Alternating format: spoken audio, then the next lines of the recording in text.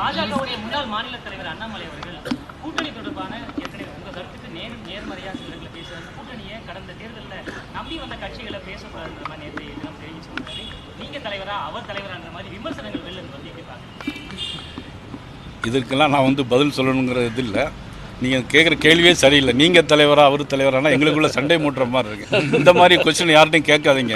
இன்னொரு விஷயம் sir, NDA கூட்டணியில் முன்னாள் முதலமைச்சர் எடப்பாடி அவர்கள் கூட்டணி தொடர்பாக அதிமுக தொடர்பாக நான் சொல்றதோ பாஜக தொடர்பாக அமைச்சர் அமித்ஷா சொல்றதோ மட்டும்தான் அதிகாரப்பூர்வமான சொல்லியிருக்காங்க. ஆனால் கட்சியில் முன்னாள் தலைவராக இருந்தவர் கூட்டணி பற்றி விமர்சிக்கிறவங்களை நேரில் போய் சந்திக்கிறாரு.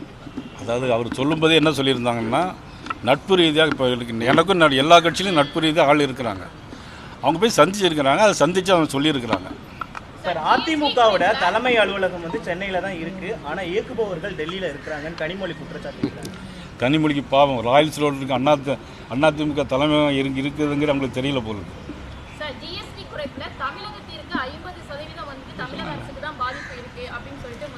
பாதிப்பு இல்லை, எல்லா வரியிலையும் 50% பங்கு தமிழக அரசுக்கு இருக்கு.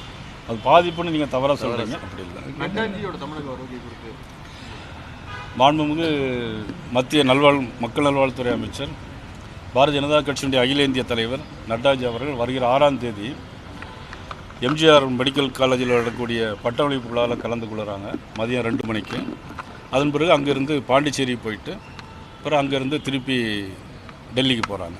தமிழகம் முழுக்க மக்களுடைய கொள்கைகளை ஏற்று மக்களுடைய கொள்கைகளை வெளிப்படுத்துகிற வண்ணமாக பாஜகவினர் போராட்டத்தில் ஈடுபட்டு வருவதா வினோத் ஜிசிலும் சொல்லியிருந்தாரு.